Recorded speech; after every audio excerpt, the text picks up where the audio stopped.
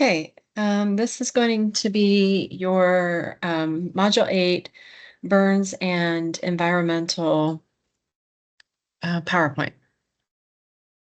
So we're going to start with burns.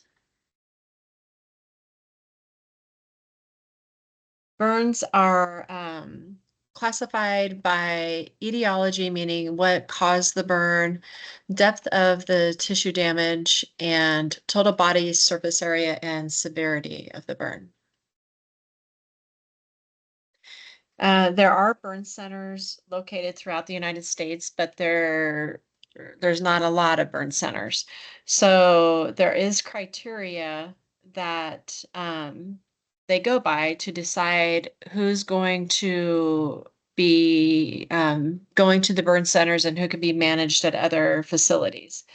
So this table just kind of shows the different types of burns or different criteria that a burn center may treat. And you can see that it's kind of the more serious burns, the partial thickness burns. Um, a real important one there is burns that involve the face, hands, feet, genitalia, perineum, or major joints. So anything that has a burn in that area, like the elbows where you bend, a major joint like that, or like I said, your face, hands, feet, that's what you need the most to for your ADLs and to get along with life. So anything that involves the face, hands, feet, genitalia, perineum, or major joints is criteria.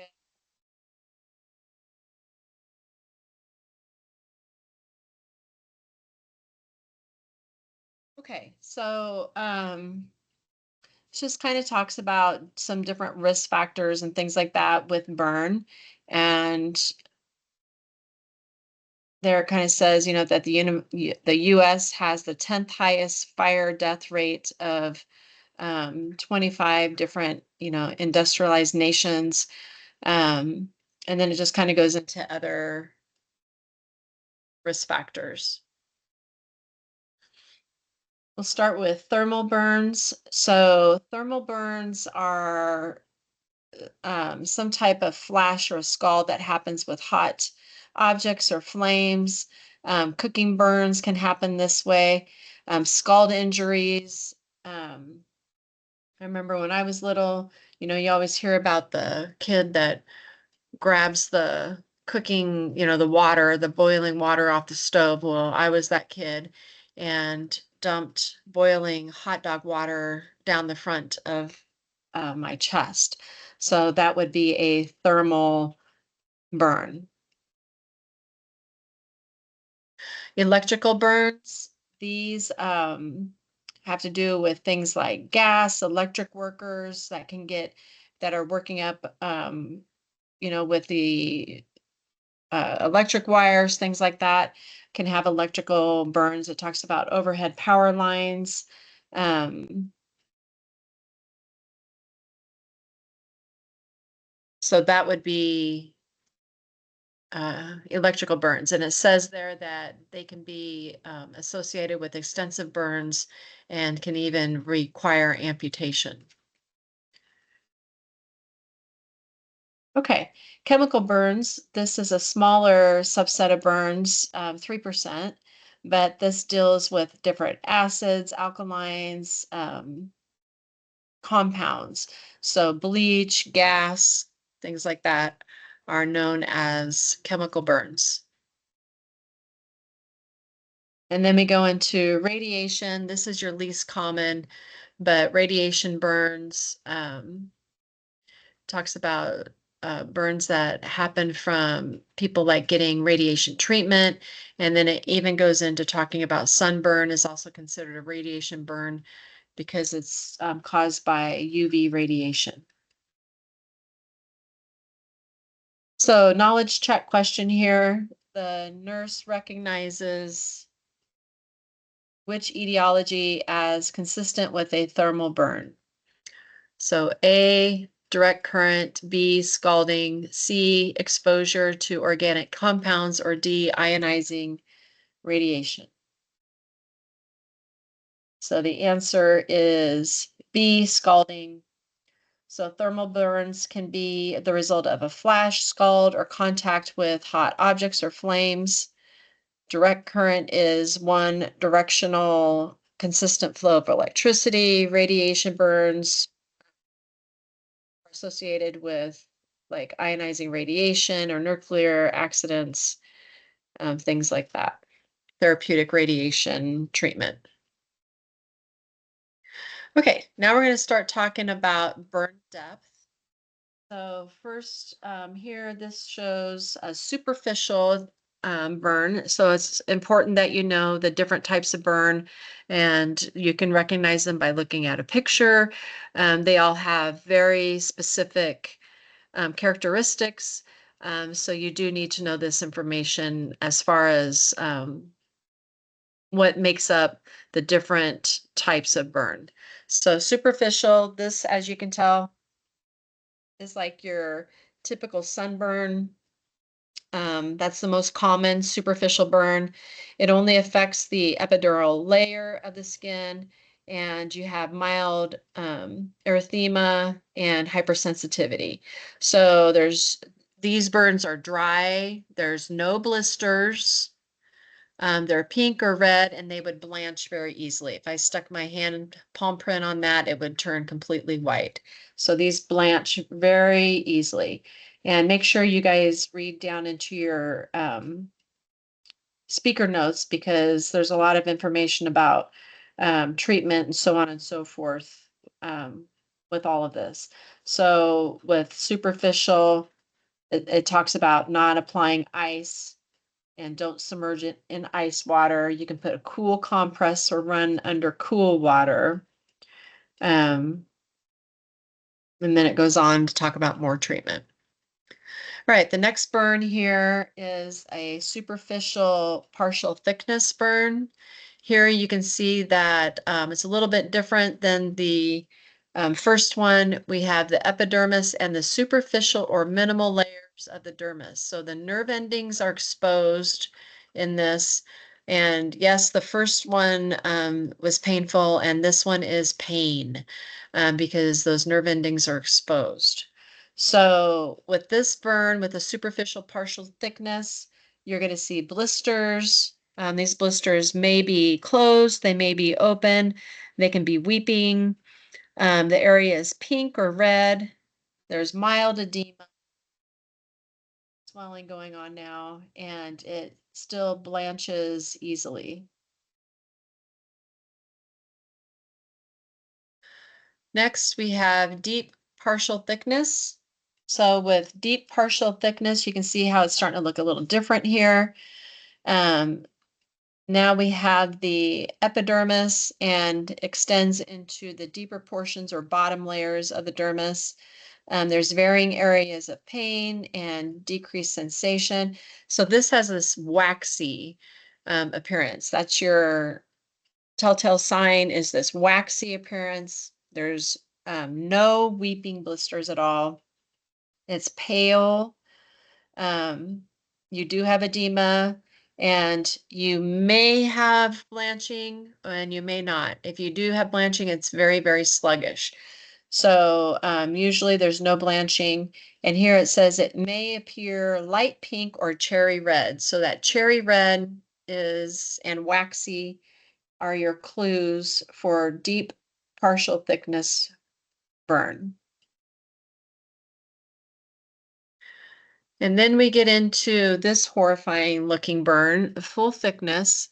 So this, as you can see, it says destruction of epidermis, dermis, portions of the subcutaneous tissue, fatty tissue, muscle, and or bone. So it's going all the way down. So this is all the layers. All the nerve endings are destroyed here, so there is no pain. They do not feel any pain because the nerve endings are destroyed. So because of that extensive damage to the nerve endings, it can be very misleading for patients thinking that, oh, I'm fine, but they're not. So because they can't feel it. So with this burn, as you can see, it looks very charred. It has a leathery look, so it's leathery, no blanching at all. This is oftentimes they refer to this as eschar. So it has that charred appearance, leathery looking. Okay, our next connection check question. It says the nurse correlates which clinical manifestation with superficial partial thickness burns? Superficial partial thickness. A, eschar, B, dry leathery appearance, C, blisters, or D, waxy appearance. And the answer is C, blisters. So superficial partial thickness burns often have a wet, weeping blisters and are pink in color. So this next slide just goes over everything that we just talked about onto a nice table. This is straight out of your book, and it shows the different burns here, and then it has their characteristics. It's important, like I said, that you know the wound characteristics for the burns and which burns they go to and what they look like. You would need to know what tissues involved with those burns, but that's part of the characteristics. So that would kind of go together. Okay, as we keep going with burns, it's important to figure out the TBSA, so the total body surface area percentage. When you guys were in skills lab, we had the burn Barbies where we sent out the information for the rule of nines and the Parkland formula, and then you would need to figure out for the rule of nines the total body surface area percentage. So this is essential to guide adequate fluid resuscitation and treatment. And we use the Parkland formula for adults. Well, we're going to mostly be talking about adults. It's not just adults, but with reference to adults, we use the Parkland formula to figure out our resuscitation for injuries that are 20% or greater TBSA. So there are three different methods for determining TBSA, and those methods are there on this slide. The rule of Palm, oh, that's supposed to be an L in there, Palm, rule of nines, and the Lund and Browder classification. For our purposes, we're going to be focusing on the rule of nines. So with this method, on the adult body, the surface areas are broken down into nines or multiples of nines. So this is the most commonly used method in the pre-hospital setting for trying to determine the percentage of TBSA burned. With this adult body, the areas, like I said, are broken down into nines or multiples of. With children, it's different. You know, toddlers, they have a great big head, things like that. So it's different. So this is with adults. Um,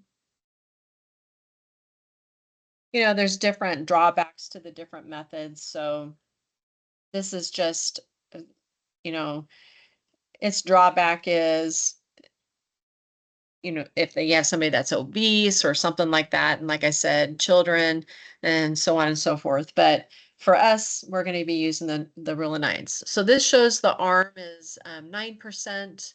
You have there the anterior chest, it says 18%, and then below there, that's supposed to be for the posterior chest, that would be 18%. And then you have your legs here. The whole leg is 18%. So with the whole arm being 9%, and then it shows the palms are 1%. With the whole arm being 9%, if somebody was just burned on the front part of their arm here, then we would know that that would be 4.5%.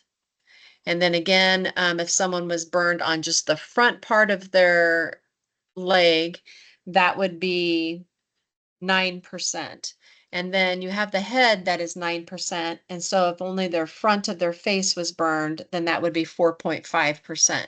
So it's important that you are able to remember the percentages here, the rule of nines, how to apply it to figure out TBSA. And that sounds like perfect med math type questions that you would be able to figure out on your next exam. Okay, so this just kind of shows an example of fluid resuscitation. So it's talking about a client that weighs 70 kilograms, and they just kind of figured it out for you. So now we're going into like the Parkland formula.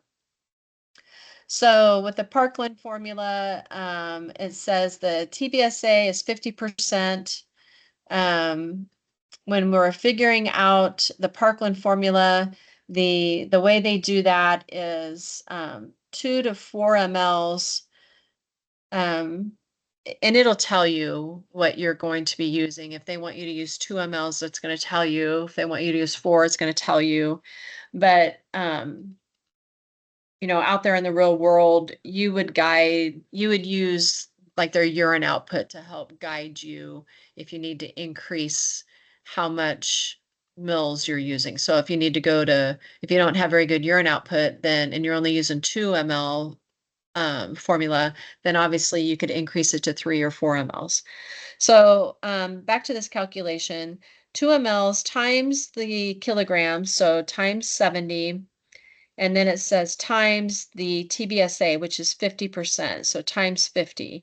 So then you come up with 7,000 mils of lactated ringers that you're going to be giving in the first 24 hours. Now, with Parkland formula, you give half of that in the first 8 hours. So half of 7,000 is 3,500 mils. So in the first 8 hours, we're going to give 3,500 mils. And then we need to know what to set our rate at, our IV pump. So you would take that 3,500 divided by 8 and get 438 mils per hour. So for the first 8 hours, you're going to be running your IV fluid at 438 mils per hour. Then after that, for the next 16 hours, after you're done with that, then you're going to give the other half of your total fluid resuscitation. So for the next 16 hours, then you need to give the other half, which is 3,500 mils. So you're going to take 3,500 mils divided by 16. And that'll tell you what to set your IV pump at, which is 218 mils per hour. So then for the next 16 hours, you'll run your IV pump at 218 mils per hour. So in that way, in 24 hours, this patient will get a total of 7,000 mils of fluid. Now it does say there, you need to calculate that from the time of injury. So if somebody was, they have the accident that happens, and by the time they get them into the hospital, 2 hours has already passed, then instead of you have to figure out how you're, infusing all of this fluid now, instead of 24 hours, you're giving it in 22 hours. So it has to be from the time of injury, not the time that they hit the hospital and you start giving, the fluid.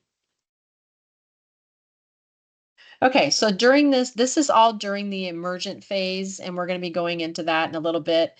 But during this emergent phase, you're giving this fluid resuscitation. It would be important then, here it says indications of adequate fluid resuscitation. So this is what you're going to be watching. So it says urine output, 0.5 mils per kilogram per hour. So that's very important to figure that out and figure out how much fluid you're going to be giving. So because you can have this breakdown and myoglobin start happening and forming, then that could actually cause renal failure. So it's important to make sure you have adequate urine output. So here it says your systolic blood pressure would be greater than 100, your heart rate less than 120, your CVP would be in that good range of 5 to 10, That's our fluid status. As you guys know, our lungs would be clear. Your pH would be normal.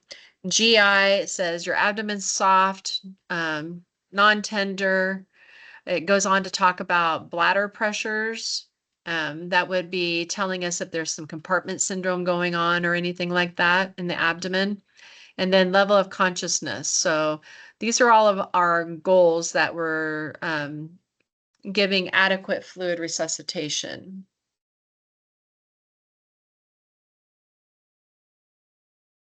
So here's another connection check. It says using the resuscitation guidelines, the nurse determines that the patient requires a total of 12 liters of fluid in the first 24 hours after the injury. How much total volume needs to be given within the first 8 hours? So 12 liters of fluid in the first 24 hours. So how much do we need to give in the first 8 hours? A, B, C, or D? So in the first 8 hours, we need to give half. So 12 liters is 12,000 mils. So the answer is B.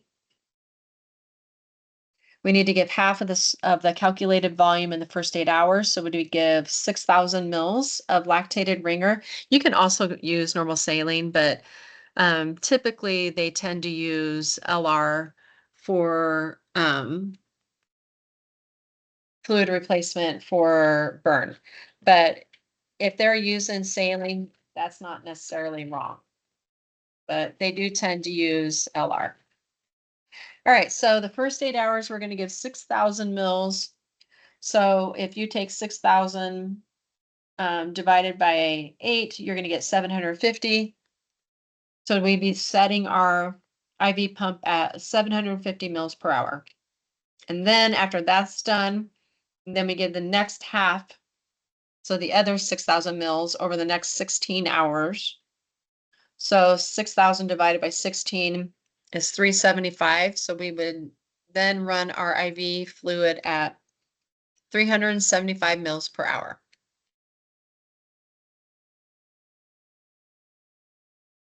Next question, when hemodynamic status is monitored in a patient with a burn injury, what amount of urine output indicates adequate fluid resuscitation? A, B, C, or D?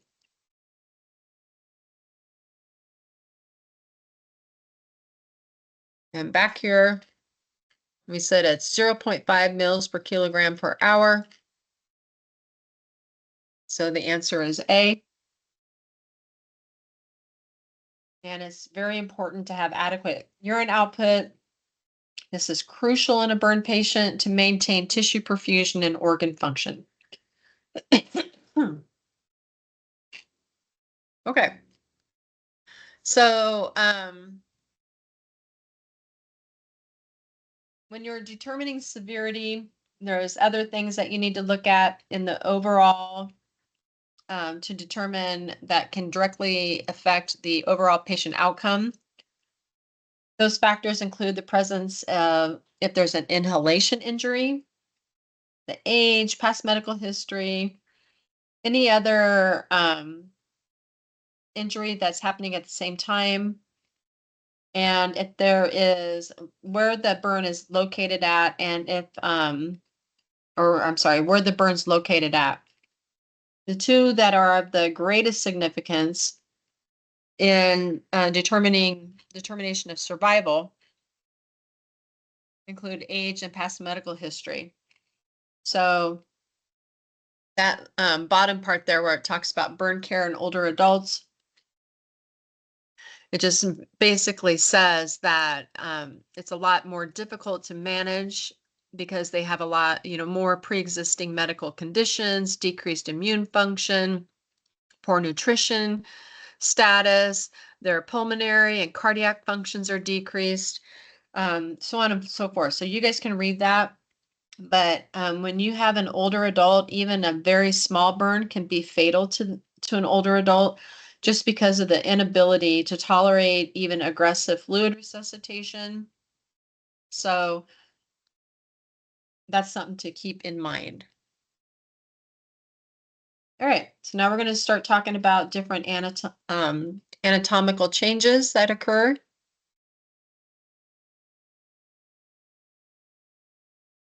So we already kind of talked about and determined that burns that are greater than 20% TBSA are considered major burns, and those seem to produce more of they also do localize, but also systemic responses.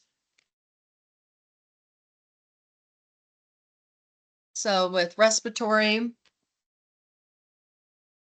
it's real important. The respiratory system with burns is major. So there's three main types of airway inhalation injuries. It's important to watch for these inhalation injuries. So this can be an inhalation injury above the glottis, an inhalation injury below the glottis, and then carbon monoxide poisoning. So because of this, of these burns that can occur like this, sometimes, that's going to cause swelling and so on and so forth. So sometimes emergent intubation is required to maintain the airway because of the swelling that can happen. So it's important to be able to recognize patients if they have an inhalation burn. So there's different things that they can present with. So things there, it says box 51.5. It talks about facial burns. So facial burns, like if you see singed nasal or facial hairs, then that's a good sign that there's some type of inhalation injury that's happening. If they have soot in their sputum, if they're hypersecretion of saliva, also inability to swallow, if they're having flaring nostrils, all of this should make sense that there could be inhalation injury, hoarseness, grunting sounds, that brassy voice like I just sounded like. So rales, rhonchi, any of those things should alert you that there may be some sort of um, inhalation injury going on, and that's extremely concerning.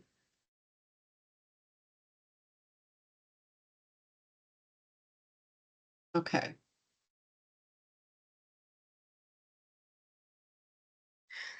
So,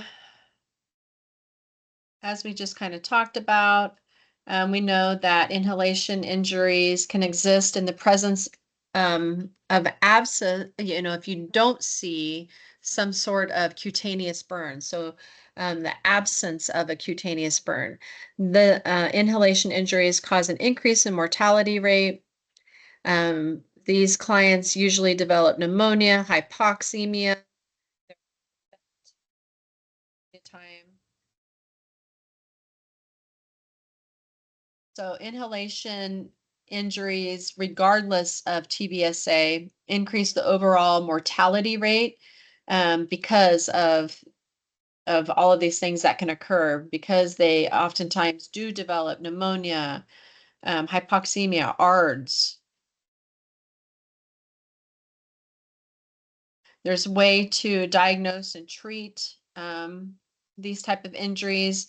We know that we're going to be doing chest X-rays, using fiber optic bronchoscopies to see what's going on in there when we intubate. This can show the amount of damage that's happening to the respiratory tract and the lungs that maybe you can't see in a chest X-ray. And then it says, it is important that patients are observed closely for approximately 24 hours post-burn injury because of the insidious onset of inhalation injuries, meaning that they can just sneak up on you. So you have to be very, very cognizant of that. If there's somebody who's in some type of fire, they look like they're okay, but we're thinking that they inhaled some type, smoke or anything like that. They're going to be watching them definitely overnight to see how they do. So here this says, this lady looks awful, or man, I guess I don't know to be honest. But that burn looks horrifying. Um, it goes on to talk about rarely do they show signs of respiratory distress.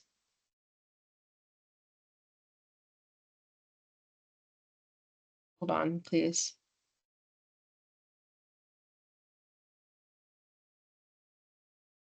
Rarely do they show signs of respiratory distress. So, or, they don't really show those immediate signs. So therefore, it's important, like I said, to watch for less obvious indicators, like maybe that hoarseness in their voice, anxiety, confusion, anything like that. Um, Always, we would want to intubate early, especially with a burn, because of swelling that can happen. So, at any time that an airway patency, if they're questioning it, then the recommendation is early intubation. If you delay, then you can obviously have airway obstruction and very bad outcome. Burns cause a lot of airway edema, so it's very important to watch for this. A lot of times they're going to use endotracheal tube holders and not adhesive because obviously tape does not stick to a burned face and it also does not allow for swelling. You should always have a trach tray at a patient's bedside in the event of an unplanned extubation, which can happen to anybody. Okay, so kind of talked about these different types of inhalation injuries. We said inhalation injury above the glottis, injury below the glottis, and carbon monoxide poisoning. So, with carbon monoxide poisoning,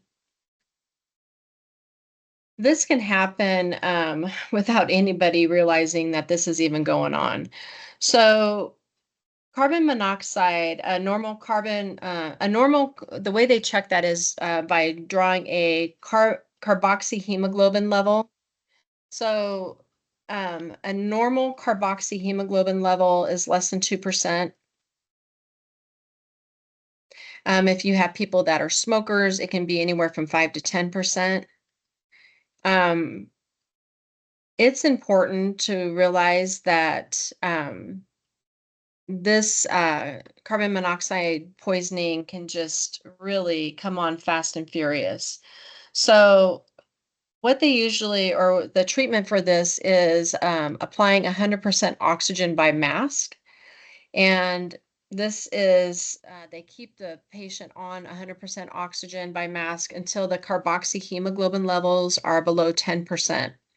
So, the half life of carbon monoxide in the blood is approximately 30 minutes to an hour while they're on 100% oxygen.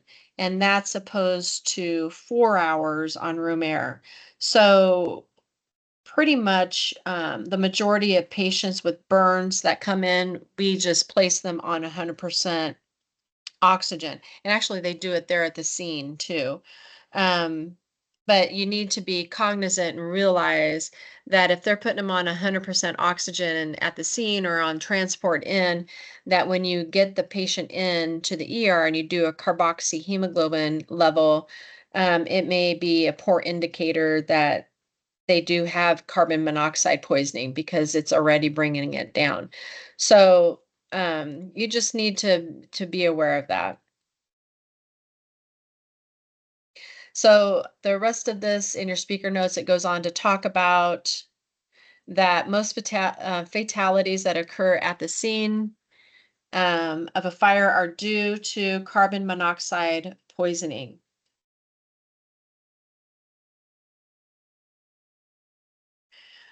Because carbon monoxide binds to the hemoglobin molecule with an affinity 200 times greater than that of oxygen. So the carbon monoxide binding to the hemoglobin molecule then makes it so there's no room for oxygen. So you have tissue hypoxia that happens because of these carbon monoxide levels, especially when they're above normal like that.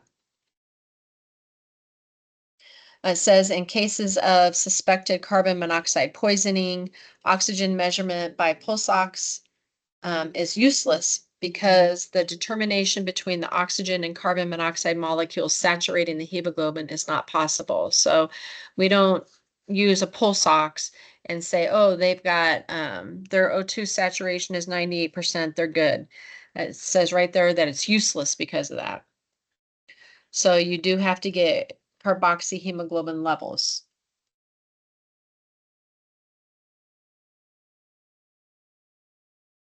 Okay, it says here, next connection check. The nurse correlates which clinical manifestations with the possibility of an inhalation injury. This is a SATA.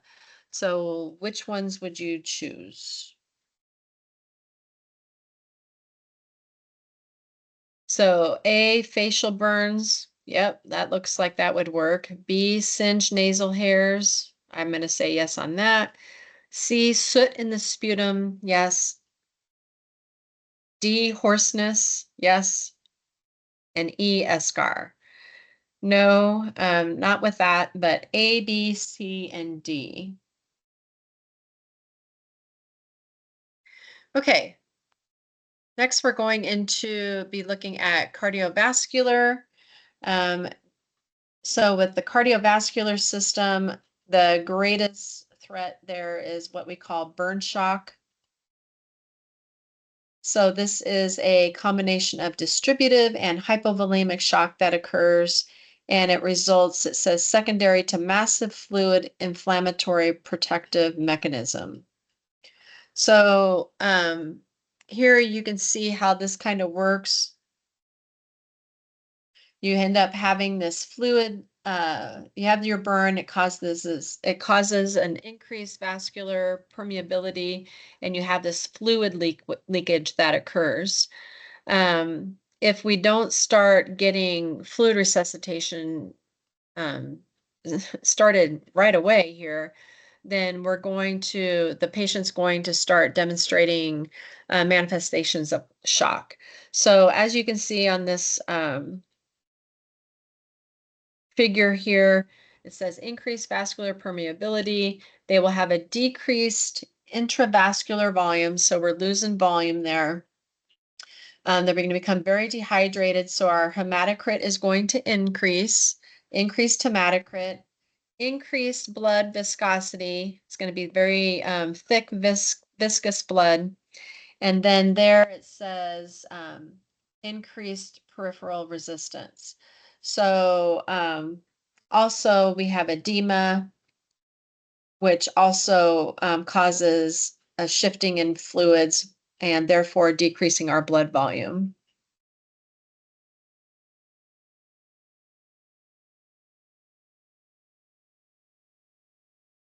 After the first 24 hours or 24 to 48 hours, after that emergent phase, then in the burn shock phase, it says this begins approximately 24 to 48 hours after injury. It says the capillaries begin to regain integrity. Burn shock slowly begins to resolve, and the fluid gradually returns to the intravascular space. Urinary output continues to increase secondary to patient diuresis, and blood pressure and cardiac output begin to normalize. So fluid leakage, as I said, it occurs during that emergent phase, during the first 8 to 36 hours after injury.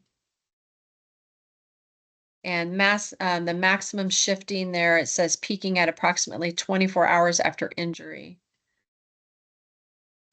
And if we don't start doing something about this, then like with our fluid resuscitation, then they're going to demonstrate clinical manifestations of shock. So hypotension, tachycardia, reduced urinary output, altered mental status.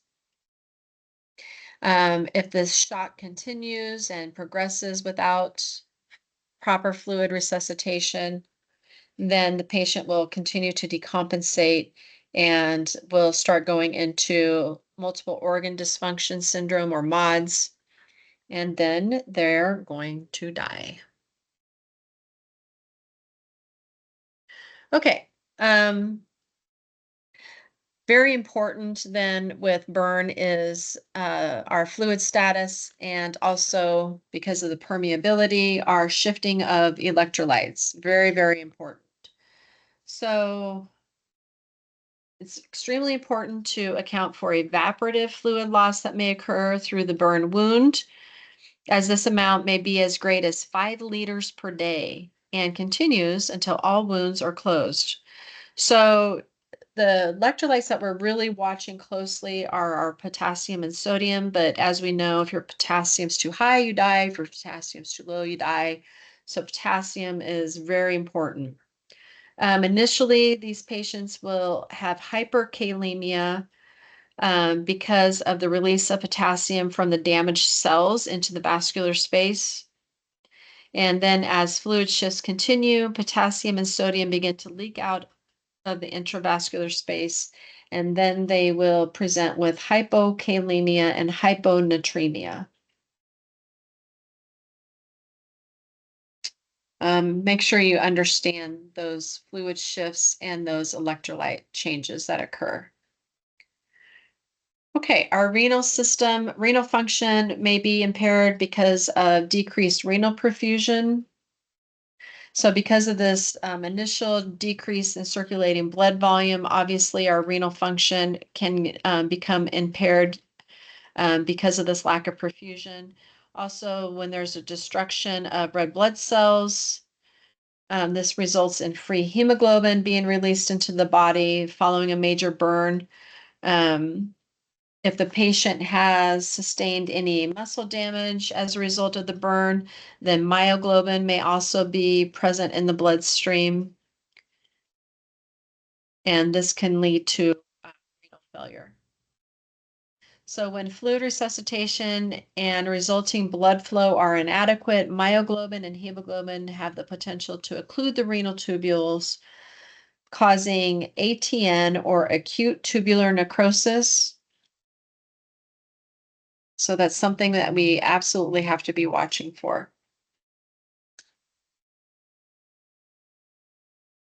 So here's some evidence-based practice talking about the impact of enteral feeding in morbidity and outcomes in patients with burns.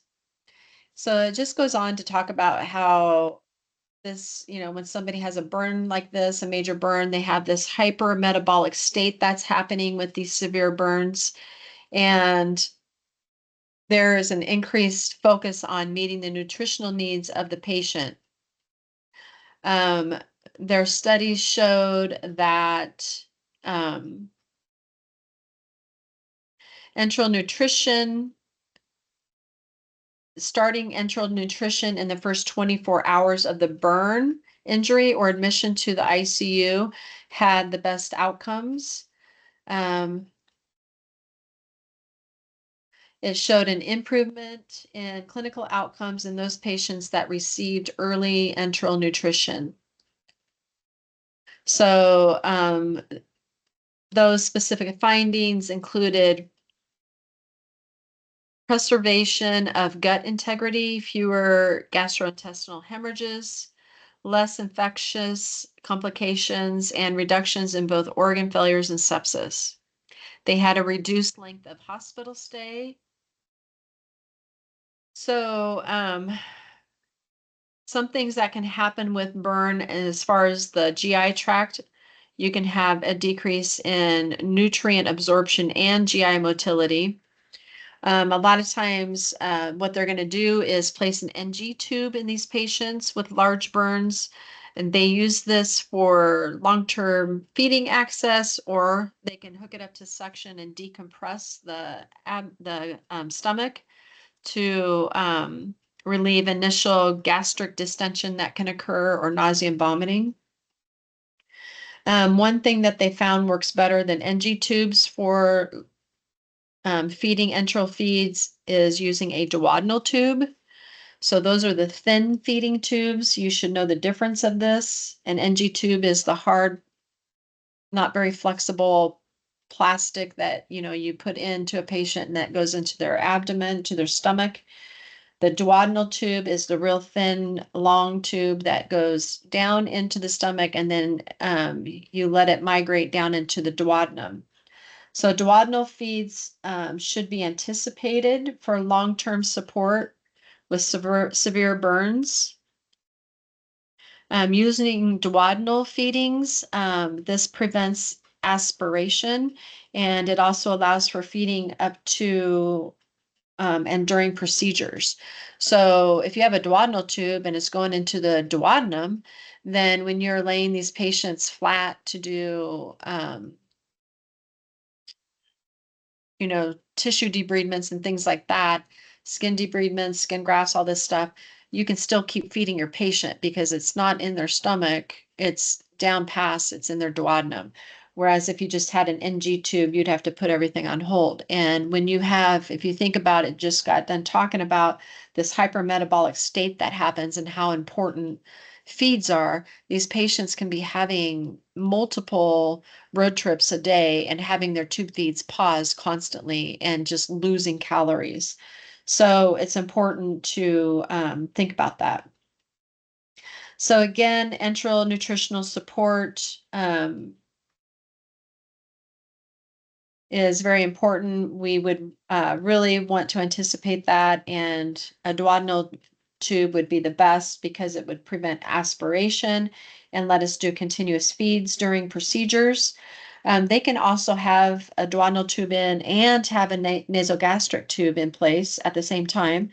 The nasogastric tube, a lot of times I said, is used to help relieve initial gastric distension that can happen. So decompress the stomach. How would we know it was working? We would not have a large abdomen. That's how we know that our NG tube is working. Okay, metabolic. So here, like I said, you have this hypermetabolic state, and it says it could be up to 1 to 3 years post-injury. Wow,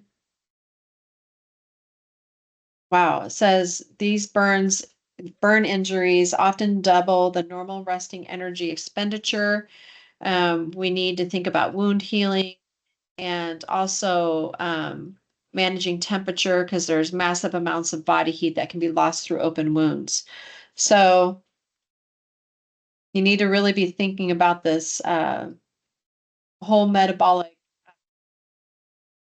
system that can be compromised with a burn. Immunological, these patients are at high risk for infection and sepsis because they're losing that protective barrier of the skin. They have open burn wounds. They have loss of skin integrity. So a lot of times these patients, they are high risk for infection and sepsis. And a lot of times they'll have this SIRS that happens. So systemic inflammatory response syndrome, otherwise known as SIRS.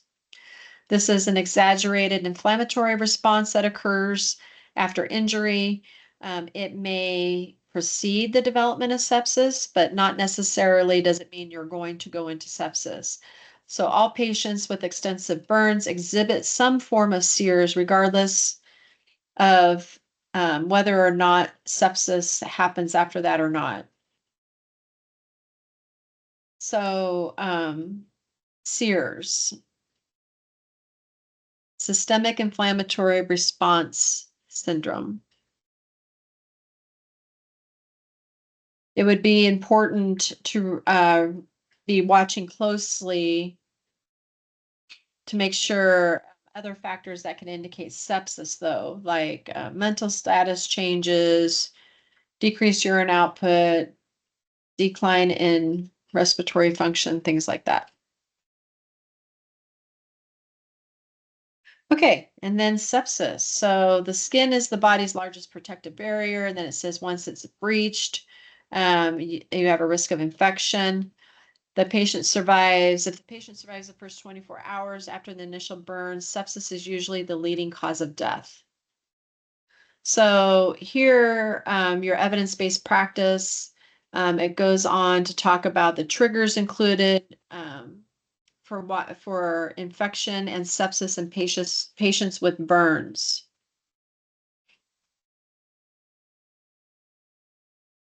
So the incidence of sepsis in burn patients ranges from 8 to 45%. The mortality can be up to 65%. So they employ very strict infection control strategies and techniques, including contact precautions for all patients, disposable equipment, including blood pressure cuffs, stethoscopes, ECG leads, antibiotic-coated urinary and central line catheters. It's just very, very important. And you guys can read through that evidence-based practice there.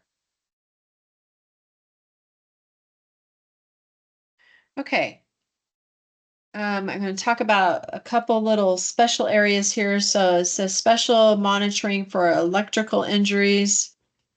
So with electrical injuries, we need to make sure that we're doing, you know, first of all, what caused the electrical injury? Was it secondary to, did they have a secondary fall or were they thrown when they had the electrical injury? Do they need a C collar to support the airway? Um, it says that cardiac monitoring should happen for at least 24 to 48 hours. That electrical injuries are otherwise known as the grand masquerader. Says because of the extent of tissue damage is not always apparent on the surface of the skin. So you have to, with these type of burns and injuries, the patient's entire body is assessed for contact points with close attention paid to the scalp because contact points may be hidden by the hair.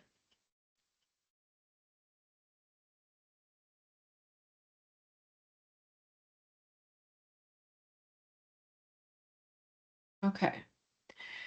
Then we'll go on to special monitoring for chemical injuries.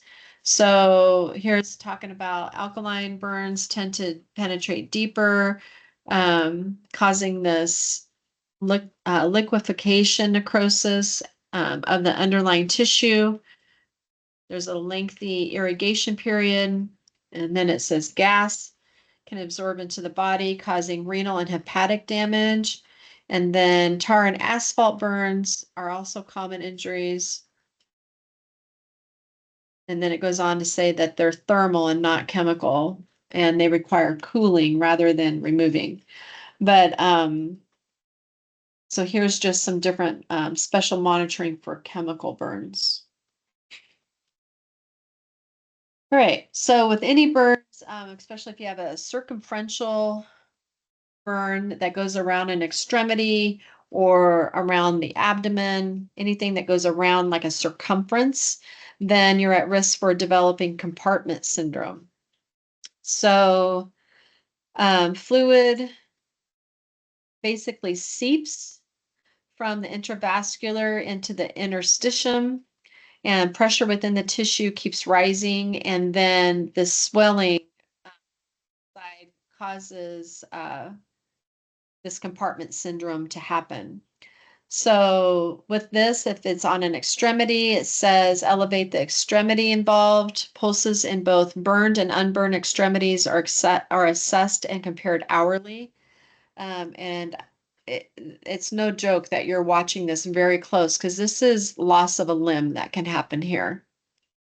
So you do check it out. Diminished, if you have a diminishing of a pulse, numbness, tingling, complaint of pain with flexion or an extension, these are all signs of compartment syndrome.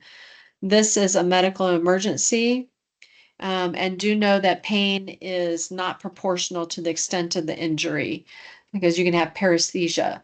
So you would need to notify a provider immediately if this is occurring. Like I said, you can have loss of limb. Here they're showing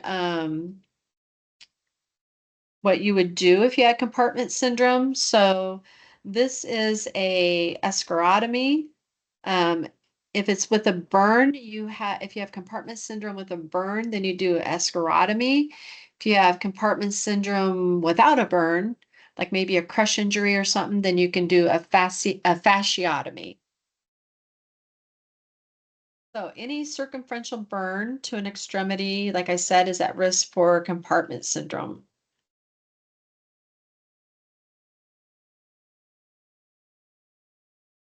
We talked about that you would be using a Doppler to make sure you have peripheral circulation.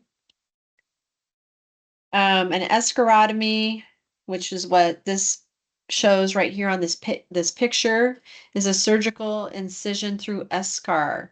It's performed to relieve pressure. It should only be extended through the eschar and into the immediate subcutaneous fat. You don't go down very far. Hopefully, I'll remember to show a video. There's a video we have that shows this escharotomy. It's actually kind of cool to watch. This can be done at the bedside using a scalpel or a cautery device. If you have circumferential burns to the chest, you can see that how this could impair pulmonary function because of the restriction and the inability of the chest wall to expand with ventilation. So that's what's happening here. And you can see how they're just making these incisions. So now if you imagine this person breathing, they'll be able to inhale and expand fully.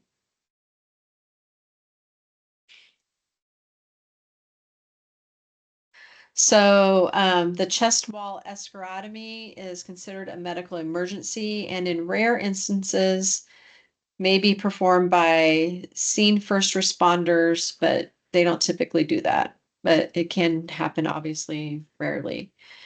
Um,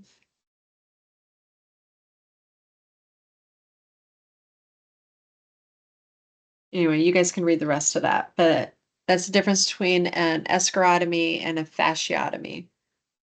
Escharotomy is through the eschar. Okay, so here you have a chart that shows the different fluid and electrolyte changes that happen in the emergent phase of a burn. That's that first, like we talked about, the first 24 hours. So we already talked about a lot of this. So it says generalized dehydration, reduction in blood volume, secondary to third spacing, decreased urinary output because of decreased renal blood flow and loss of fluid, hyperkalemia, massive cellular trauma causes the release of potassium into the extracellular fluid, hyponatremia, large amounts of sodium are lost to third spacing, wound drainage, and shifting into cells as potassium is released. You'll have a metabolic acidosis, loss of bicarbonate, and elevated hematocrit. Plasma is lost to extravascular spaces, leaving the remaining blood volume, the blood very viscous. So your hematocrit becomes high. So hemo concentration is what occurs after a burn because of these fluid shifts from vascular to interstitial and intracellular spaces. And like I said, hyponatremia results due to massive fluid shifts to the extravascular space, and hyperkalemia initially results secondary to the release of potassium from the damaged cells.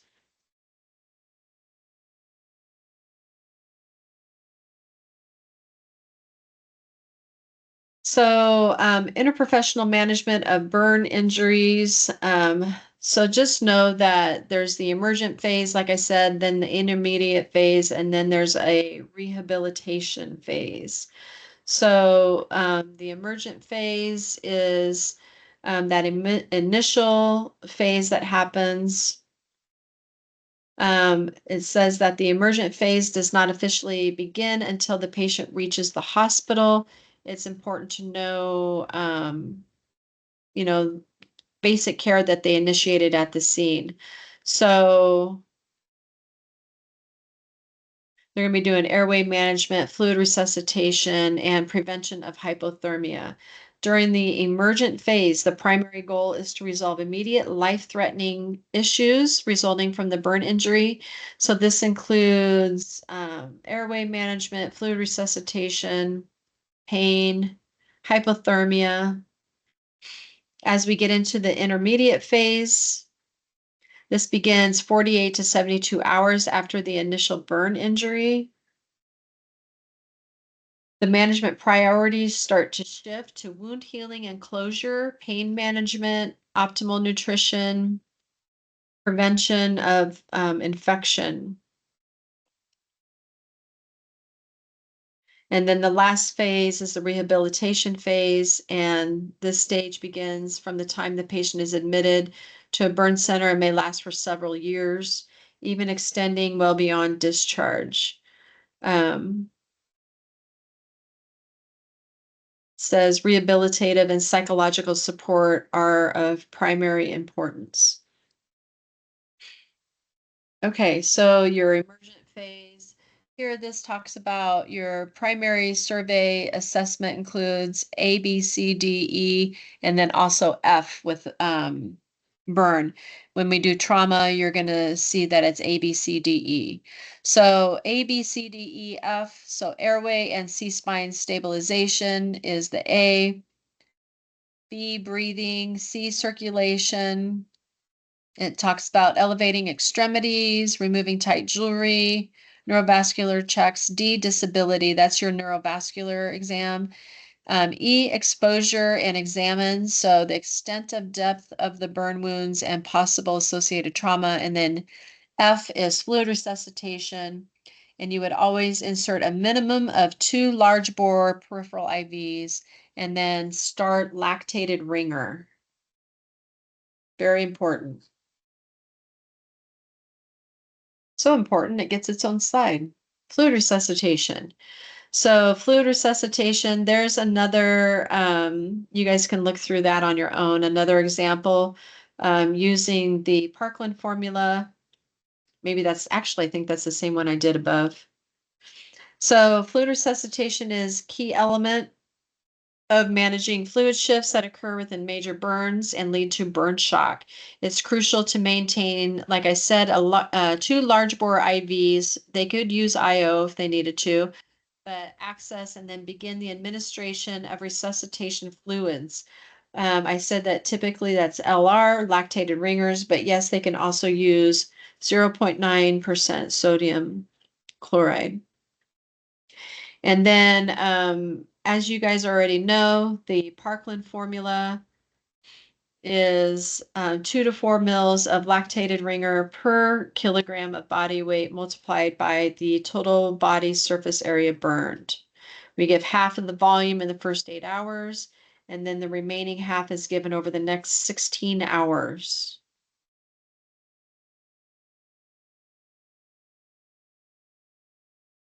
This emergent phase, we're looking at prevention of hypothermia, wound care, pain management, medications. You guys can read down through those speaker notes. And then our nursing interventions. So watching our respiratory, our breath sounds, respiratory rate, our oxygen saturation, and there it talks about the carboxyhemoglobin levels for face, neck, and face and neck burns. We need to watch for that. Singed nasal and or facial hair, singed eyebrows. Watch our upper airway for changes in voice, hoarseness, vital signs, and then urine output.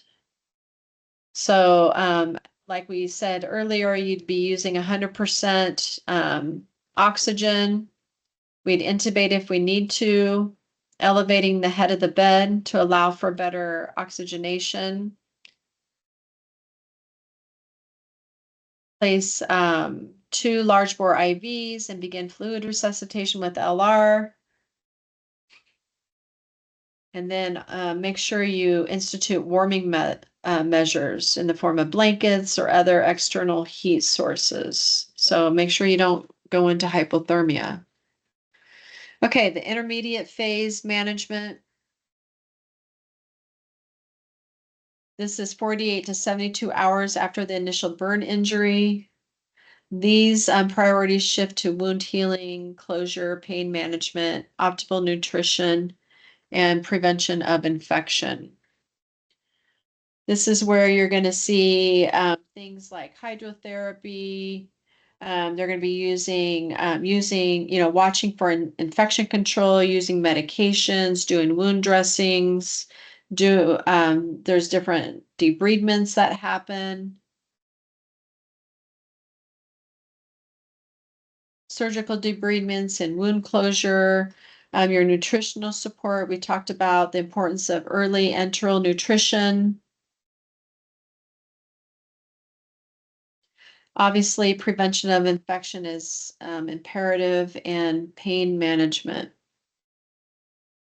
During this phase is when you're going to see different types of grafts happening.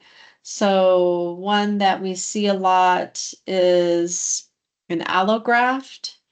So this table kind of shows the different grafts. So an allograft, there it says, is a temporary coverage. It's cadaver skin. It's a temporary coverage. It says it's used as a temporary covering once eschar is removed to help close and protect the wound. The drawbacks, it says the body will eventually reject and have to be replaced by a permanent graft. So allograft is only a temporary covering, and eventually it's rejected by the body and is replaced by the patient's own skin. And that's up there where it talks about an autograft.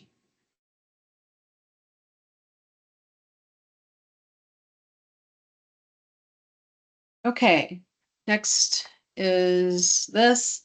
The nurse anticipates supplemental feedings via nasogastric tube in a patient for which reasons? A, B, C, or D, or E, and that's a select all that apply. So A, hypermetabolic state, yes. B, multiple open wounds, yes. C, increased heat loss. No, that is not the answer. D, increased caloric needs. Yes, we already talked about that. And E, burn greater than 20%. The answer is yes. So supplemental nutrition should be considered for any burn patient who has sustained a burn greater than 20% TBSA. In addition, burn patients have open wounds that are in a hypermetabolic state, resulting in increased caloric needs.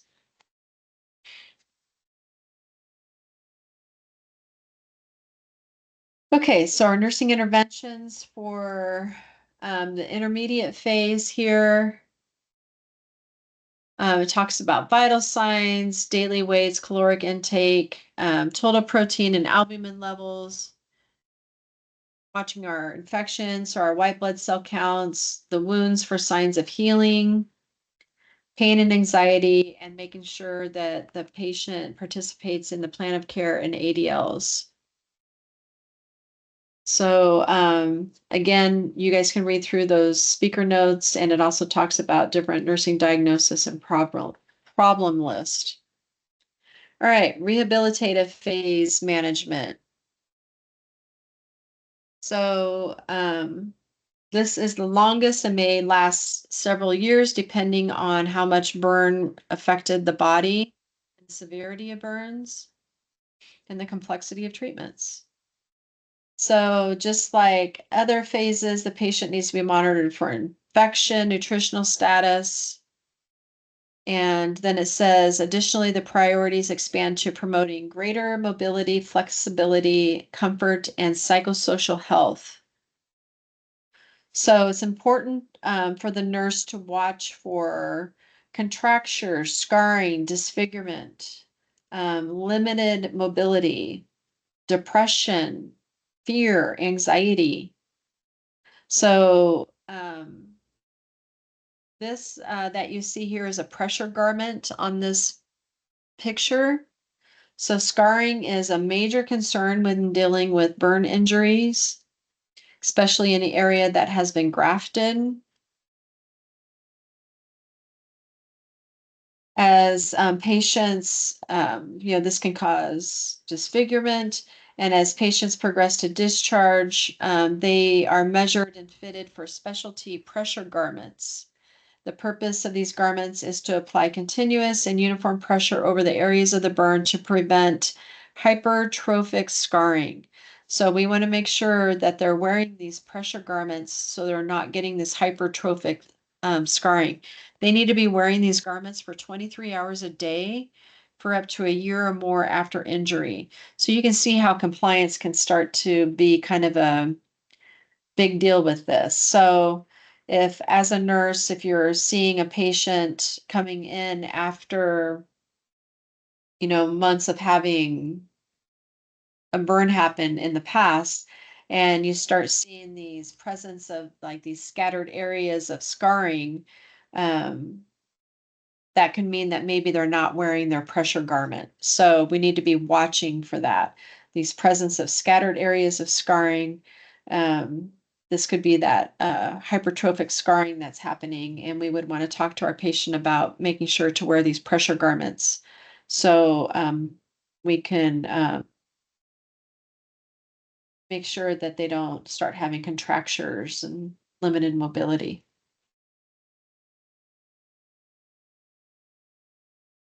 So, like we said, this begins at the time the patient's admitted to the burn center, can last for several years.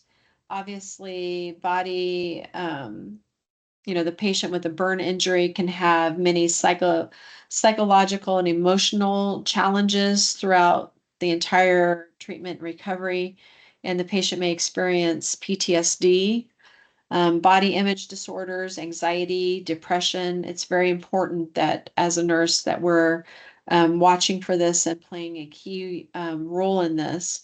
We have the most contact with the patient and with their family, and we need to make sure and give this support.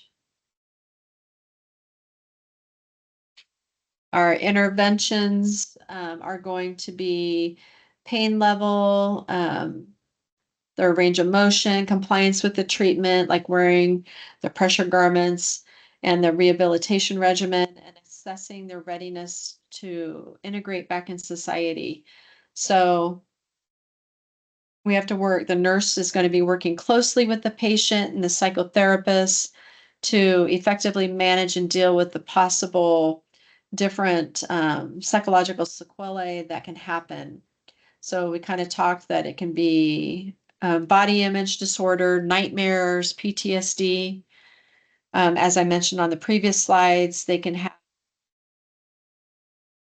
scarring. That's a major concern, and it's very important for the nurse to educate the client regarding the importance of wearing pressure garments and watching down the road for presence of like that scattered areas of scarring that could mean that there's a non-compliance with wearing the garment.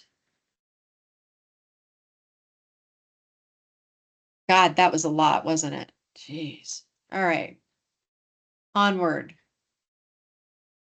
We're getting there, guys. Hypothermia. So hypothermia, I've already kind of talked to people the classes about the triad of death, the trauma triad of death. We're going to talk about it a lot more. I just wanted to show this slide again, and then the next week when we talk about trauma, we'll talk about it again. But the trauma triad of death, the term describing the lethal combination of hypothermia, metabolic acidosis, and coagulopathy. So hypothermia is something that's very preventable. And once you start that trauma triad of death, then obviously we can have severe complications and death. So when that happens, you have hypothermia that causes peripheral vasoconstriction. And with that, you have decreased oxygenation, therefore hypoperfusion, lactic acidosis begins. You start having reduced efficiency of the heart. So then you have, which further reduces oxygen delivery. And then as the body temperature drops, coagulation is inhibited, resulting in bleeding. You have a coagulopathy. So without interruption of this cycle, um,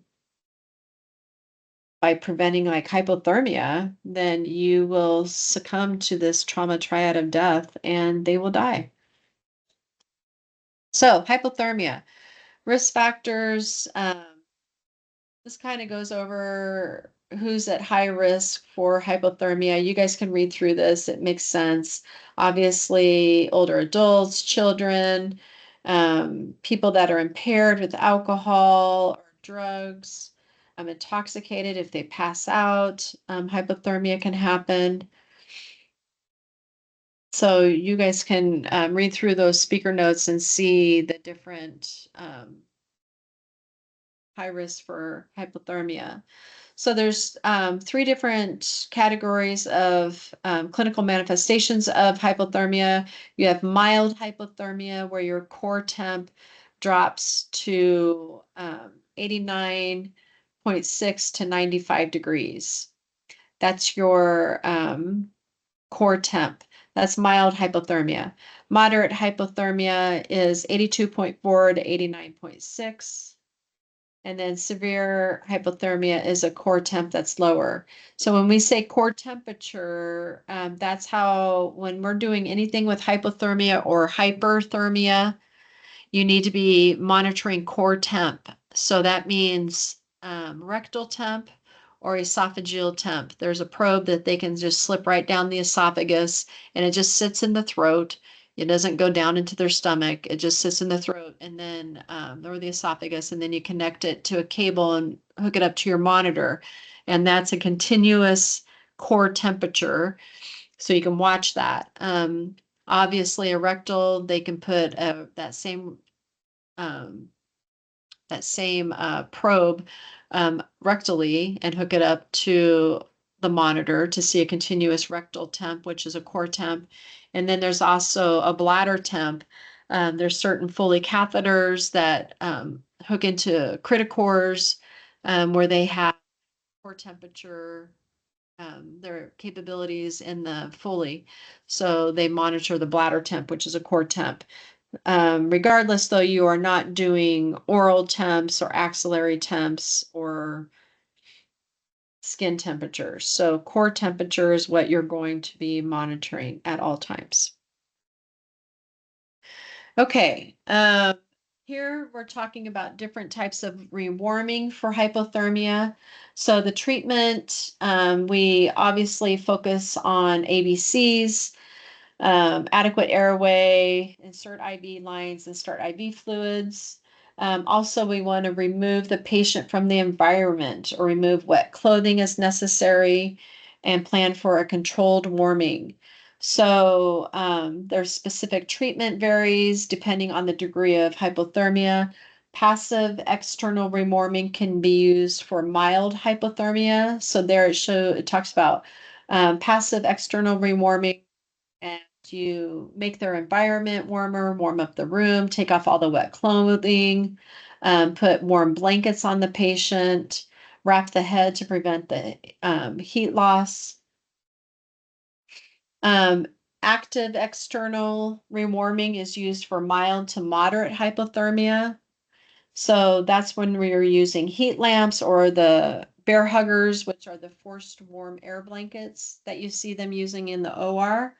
You're going to be seeing this a lot. So active external rewarming used for mild to moderate hypothermia. And then it goes down into active internal rewarming. So you have the warmed IV fluids, warm humidified oxygen, and then it goes into more invasive types of rewarming, talking about peritoneal lavage and bladder lavage with warm fluids, open thoracotomies, so on and so forth. Don't really see that a lot, but I also don't work at trauma centers, so. Okay.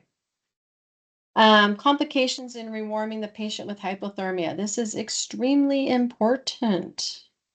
So I already said, using a core temp, rectal temperature or automatic continuous temperature probe should be used at all times.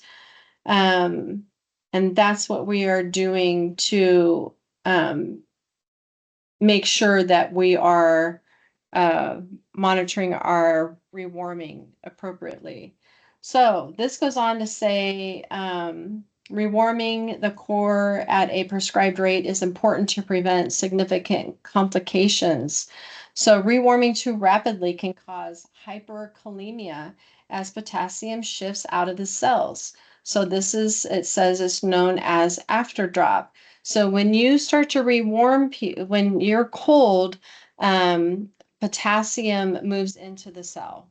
And so if I was to draw someone's blood and check a potassium level, it's going to be low. But as you rewarm, that potassium starts to shift back out of the cell into the blood. So you can have this hyperkalemia that happens. So it says afterdrop is defined as a precipitous reduction in core temperature due to rapid shunting of cold blood from the periphery to the core when peripheral tissues are warmed too quickly. This causes a bolus of cold, hyperkalemic, acidotic blood to return to the periphery of the heart, which leads to severe hypotension and dysrhythmias. In other words, your patient can code and die. So, very important that you rewarm slowly and that you watch for your potassium levels. As you rewarm, people, then potassium shifts back out of the cell into the blood, and you can have hyperkalemia. All right, nursing interventions. Obviously, we talked about core temps until I think I've said that 10 times so far. So rectal temperature or automatic continuous temperature probe should be used. We'd be watching the neurological status, lab values, especially potassium, and administering oxygen. Obviously, if we're dealing with potassium, we're doing continuous cardiac monitoring, and then preparing for appropriate rewarming techniques. Here's your connection check. It says a nurse should monitor for which clinical manifestation stations in the patient diagnosed with mild hypothermia. Select all that apply. So your answers are A, ataxia, and B, shivering. Mild hypothermia results in shivering, and ataxia, dysrhythmias, oliguria, and hypoglycemia may occur when more profound hypothermia occurs. All right. Hyperthermia. So risk factors there, you can look at the risk factors for hyperthermia. Obviously, very young, very old, people that have fever, people that have diabetes or hypertension, peripheral vascular disease, drugs, alcohol, athletes, obese people. You guys can read through that. So some clinical manifestations you can have include heat exhaustion, which is there says a temp of 104 and lower than from 100.4 to 104. Sorry, heat exhaustion 100.4 to 104. What you would see is fatigue, weakness, dizziness. And then heat stroke, where it says your core temp is greater than 104. So this is where the patients are usually going to present with dry skin, red, dry skin, and typically they have stopped sweating altogether. That is heat stroke.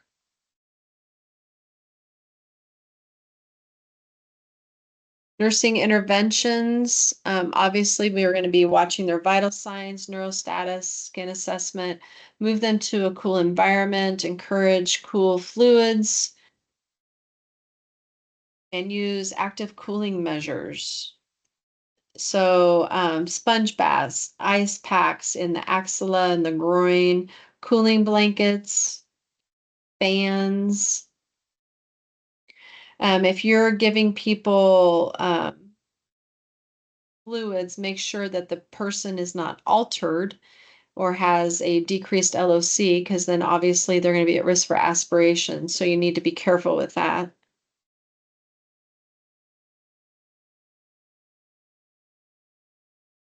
And then, like I said, move the person into a cool environment. We need to make sure and move them into a cool environment, and then administer IV fluids as necessary, because we can replace that circulating volume, especially if we can't by mouth. So administer IV fluids and then active cooling methods. Okay. Connection check. The nurse is caring for a patient who arrived in the ED with a temp of 105. For the last 3 days, the area has had a heat wave with temps higher than 100. The patient was found in their apartment, which did not have air conditioning. Which of the following actions should the nurse plan to take?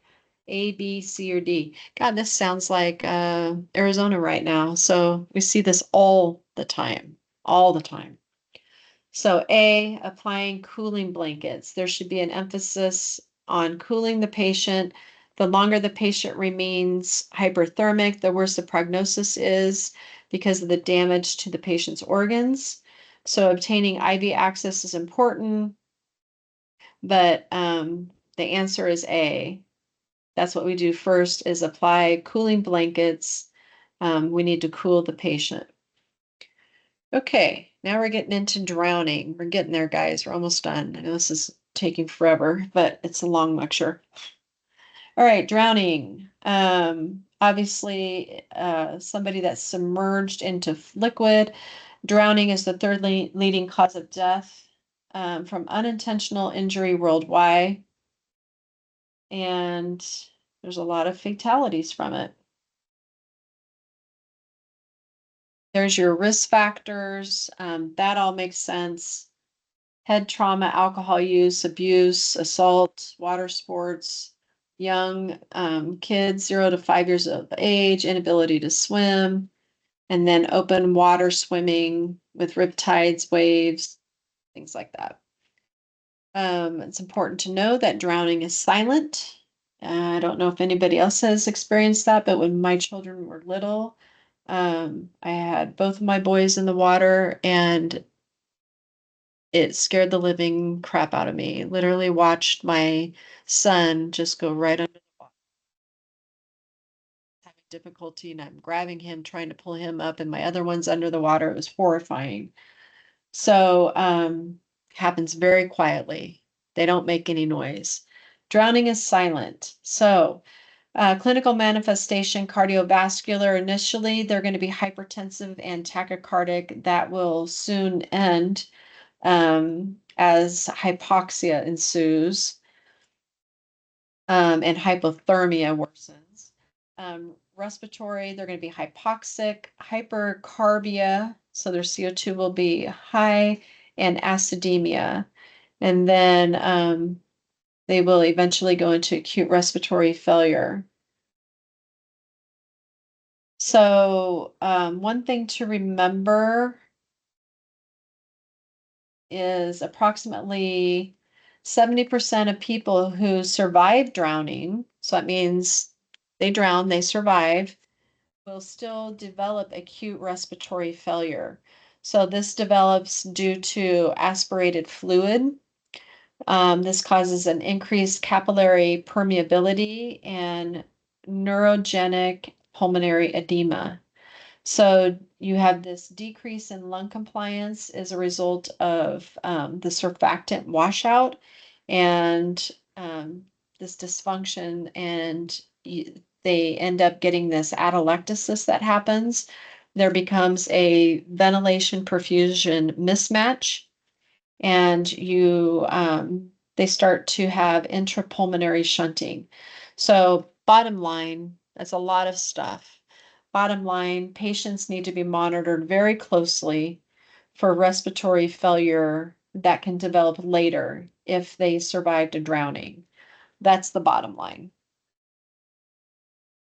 Nursing interventions, we're going to watch their neurostatus, ABGs, vital signs, temp. We're going to be giving 100% oxygen.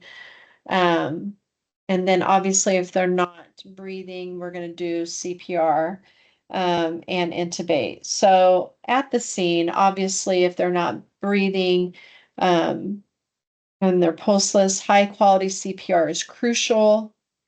And then restoration of oxygen, ventilation, and perfusion.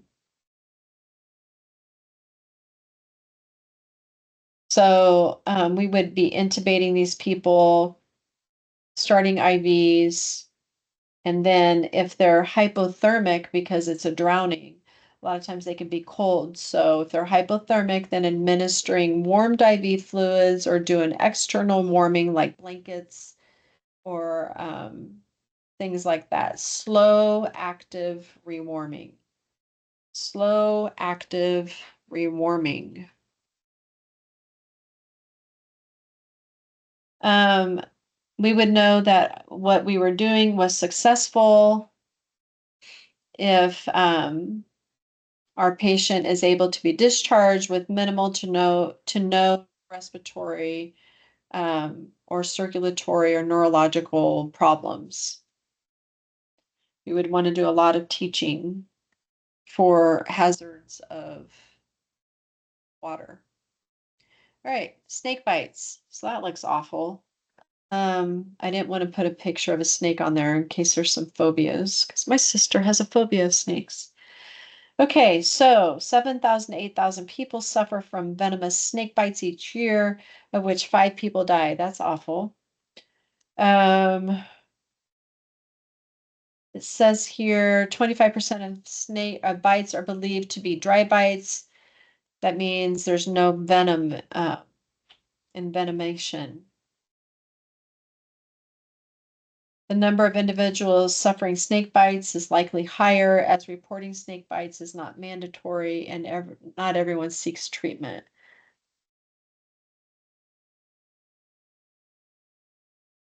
Okay, so a snake bite from a venomous snake is a medical emergency. There's a lot of um, neurotoxic things that can happen when you have a snake bite. There's these neurotoxins that happen. It blocks the transmission of acetylcholine. And once you're blocking that transmission of acetylcholine, then you're starting to have a lot of compromised muscle and nerve damage. So you also have the hemotoxic effects, which are the destruction of red blood cells.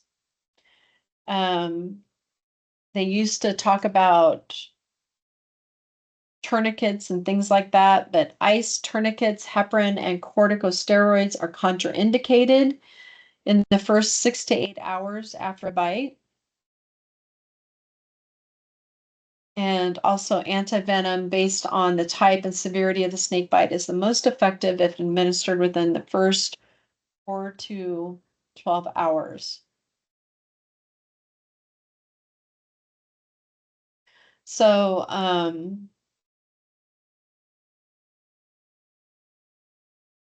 So, watching this neurotoxicity and this hemotoxicity is the most important thing because of how it can destroy the red blood cells and this blocking of this transmission of acetylcholine can cause the weakness and paralysis to happen of the muscles.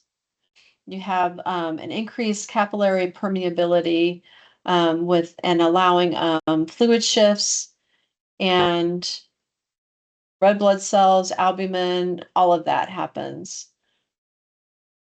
So clinical manifestations can include swelling, ecchymosis, um,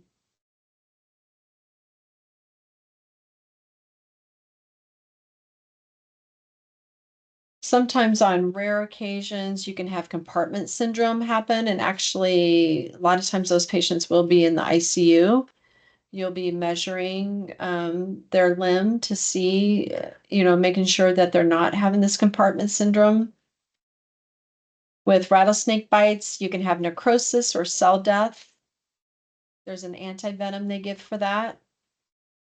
Um, Necrosis from the enzymes or toxins within the rattlesnake venom cause hemolysis, increased capillary membrane permeability, and decreased perfusion to the involved tissue. So this hemolysis that happens, you can start to have this thrombocytopenia that happens. So these patients can develop DIC or DIC-like symptoms. So here's a picture of petechial rash. This would be a sign of thrombocytopenia that's happening.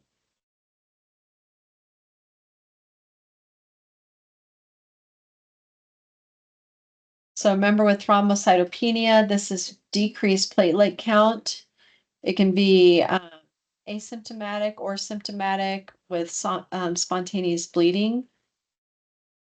I said other coagulopathies that can happen are DIC-like syndrome causing more bleeding. Patients can hemorrhage from the bite sites. They can develop epistaxis, hematemesis, or hematuria, which is blood in the urine. They can also have hematochezia, which is blood in the stool. Later, hypovolemia can occur while blood loss continues. Severe hypotension, rhabdomyolysis, hemolysis. Continue on with decreasing circulating blood volume and cardiac failure.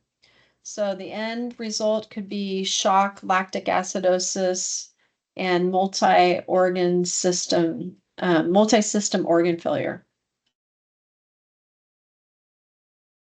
So our medical treatment is antivenom. I said that that's the most effective when given in 4 to 6 hours of envenomation. We should be watching for hypersensitivity reactions. And I already said, do not apply tourniquets, ice, or alcohol. If there is acute hypersensitivity to the antivenom, then we stop it. We give some epi, Benadryl, corticosteroids, things like that, and then begin the antivenom again.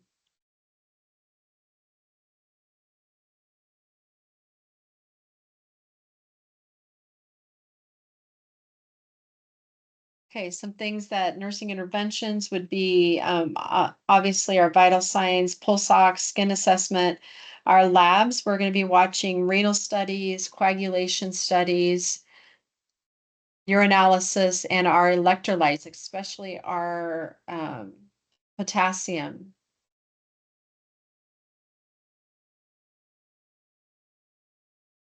Like I said, patients can go into rhabdo, so we're watching our BUN and our creatinine and watching for renal failure. We would do continuous cardiac monitoring, administer IV fluids. We would give the antivenom, keep this is important to know, keep the affected extremity immobilized and in a functional position below the level of the heart, so we don't spread the venom to the heart. Remove tight clothing and jewelry from the affected extremity because you are going to have swelling. And then it says keep the patient calm. So that way also we don't have venom circulating into the system. All right, spider bites. So spider bites are most dangerous species would be the brown recluse, the black widow, and the hobo spider. So the big thing to watch for spider bites, it says approximately 20% of the time necrosis eventually forms. The bite then slowly heals over the course of several weeks to a month. Systemic loxoscelism, I don't even know how to say that. Basically, you can have a systemic reaction that happens, and patients will start to have arthralgias, fever, rash, vomiting, and can then have hemolytic anemia, thrombocytopenia, DIC, acute renal failure, and very rarely coma. If it does occur, it presents in 72 hours of the bite. So it's very important with all of this thrombocytopenia, DIC, acute renal failure, and all of this stuff that we'd be watching our patients for signs and symptoms of acute renal failure. So decreased urine output, blood in the urine, anything like that would be very important to report.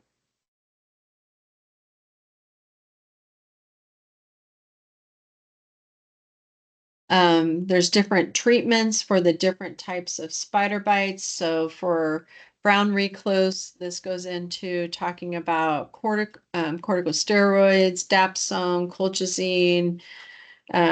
Sometimes they'd have to do this hyperbaric oxygenation. So it's all aimed, it says, to reduce necrosis of the skin caused by the venom.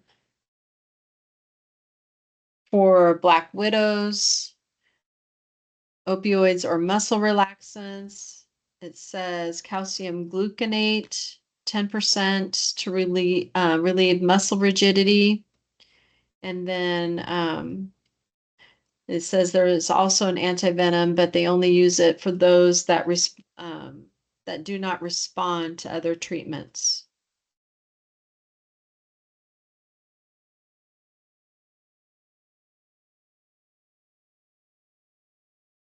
So medical treatment, PO or IV analgesias, antihistamines, antibiotics.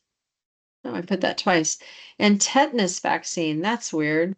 But yes, tetanus vaccine is suggested for prophylaxis because spider bites can become infected with tetanus spores.